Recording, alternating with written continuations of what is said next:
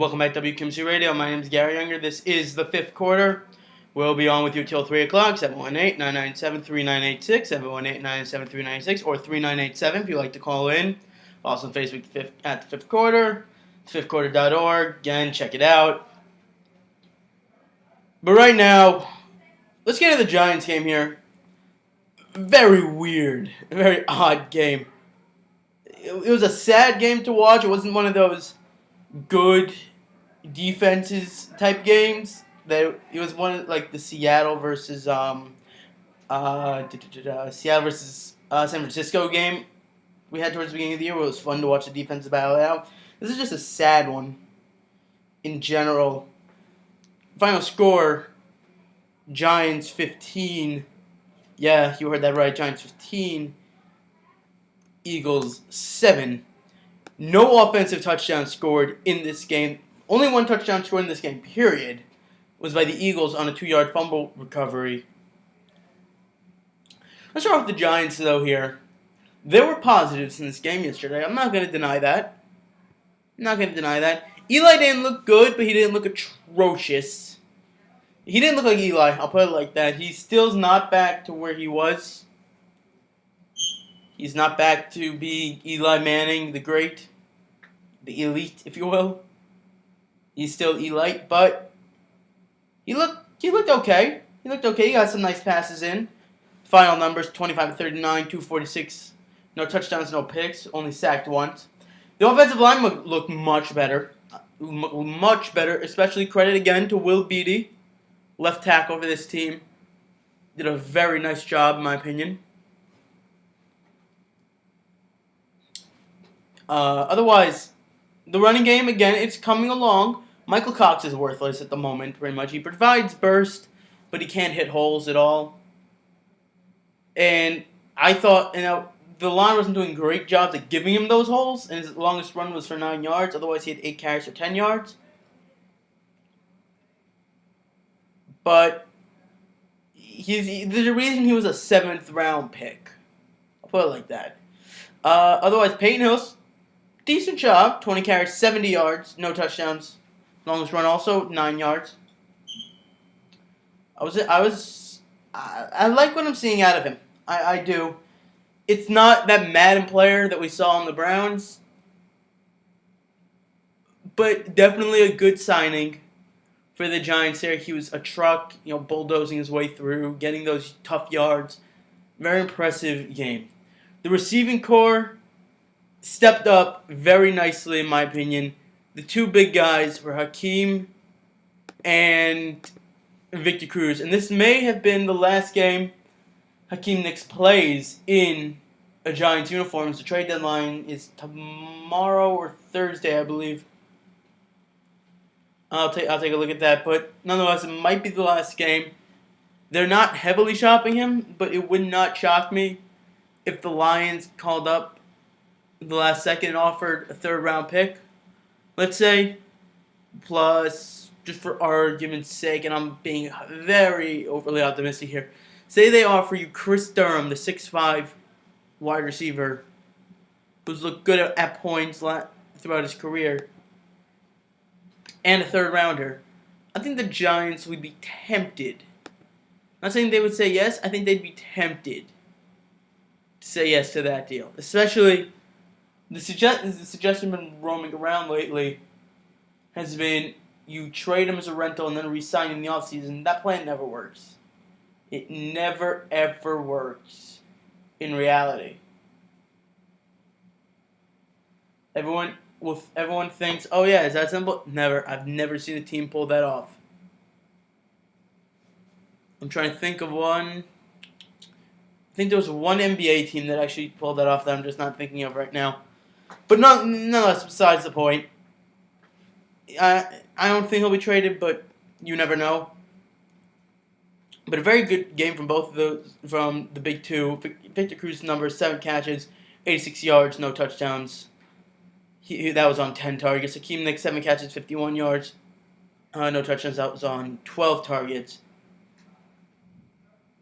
They both played okay. Again, focusing on Victor Cruz left the game with what was feared to be a stinger. He narrowly avoided it, luckily.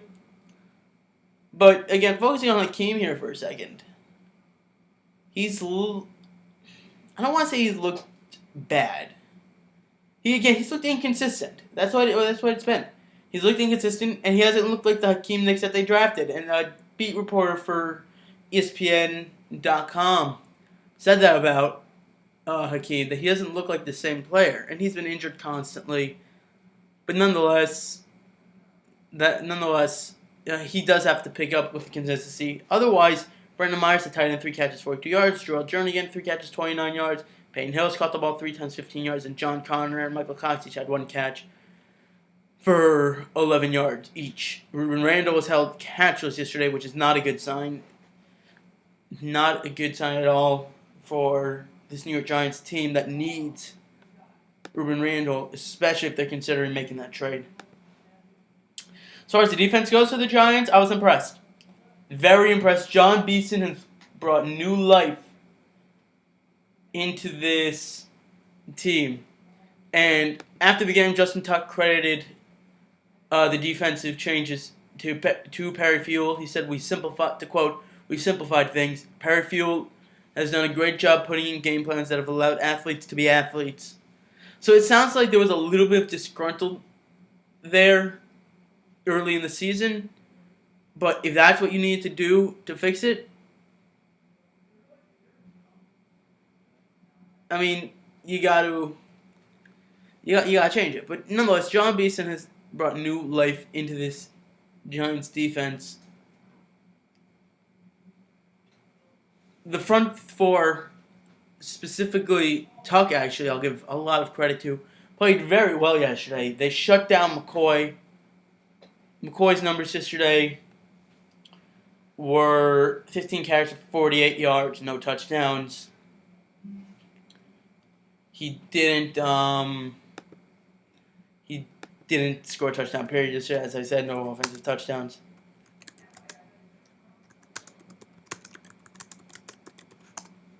But no, very good job of the Giants defense. I'm not going to take that away from them. Antrell Roll played well. He had a pick. Terrell Thomas started to pick it up a little bit. I'm not going to lie. I've been very harsh on him. But he was able to keep up with Deshaun Jackson to an extent yesterday. Jackson did have a catch of 64 yards, but he kept up with him nicely, I would say. Not fantastic by any stretch of the imagination. But he did a decent job of holding him.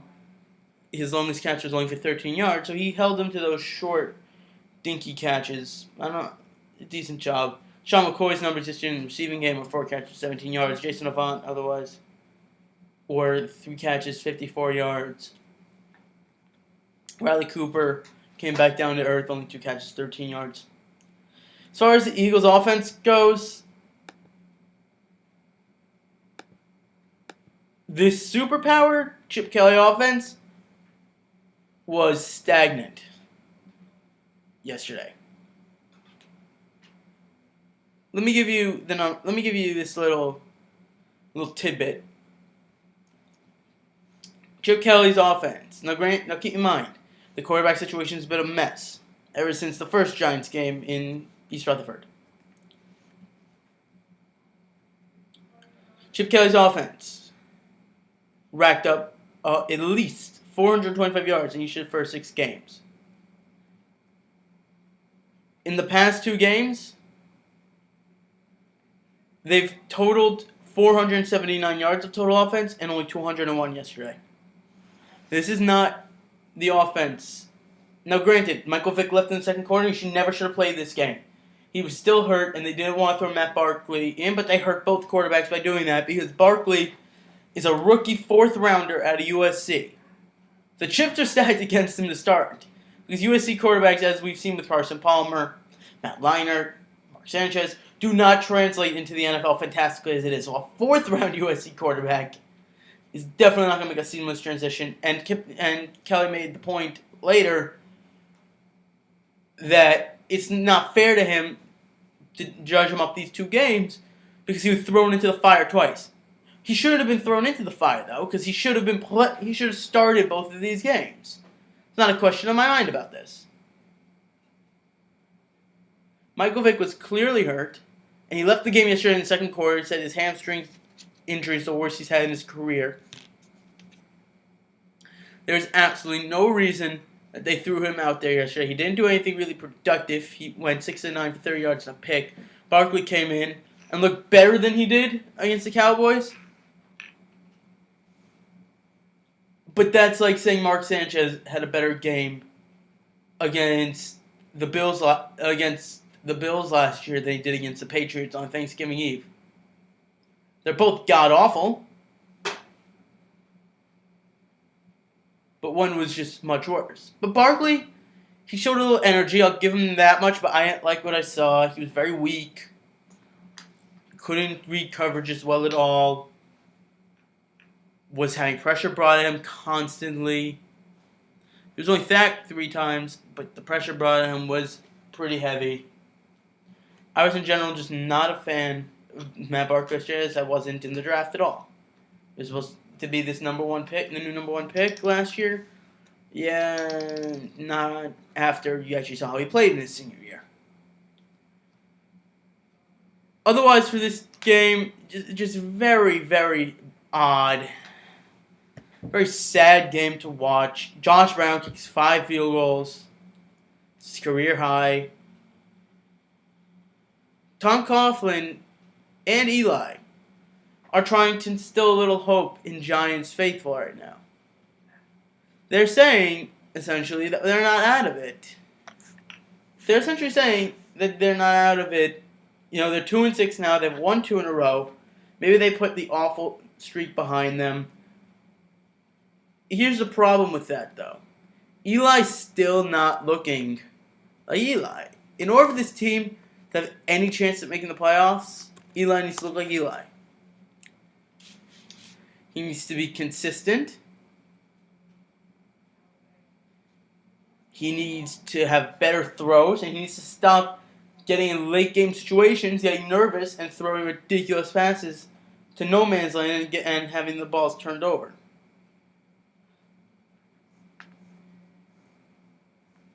I mean, that's what it's going to come down to here. What I'm very interested to see, though, with this Giants team personally, is everyone's forgotten. There's this guy for the Giants named Andre Brown. He broke his leg against the Jets in preseason week 3. And he started practicing again.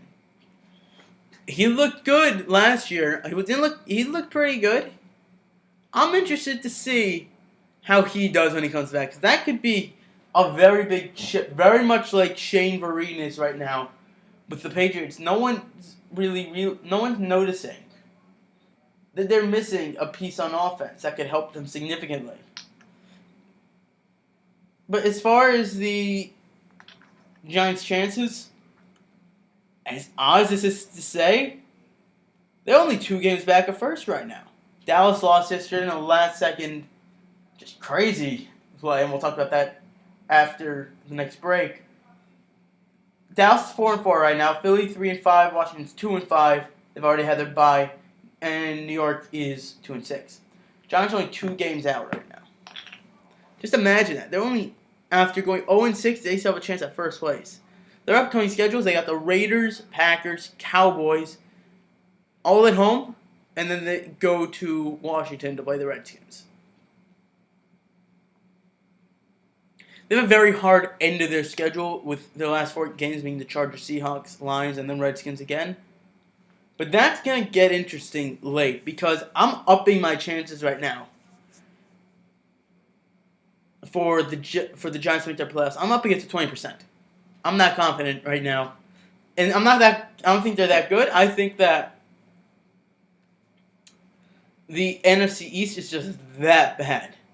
They are that atrocious right now that I wouldn't put it past them. By no means I put it past them to make a run at this playoffs. The Cowboys don't have a light schedule either.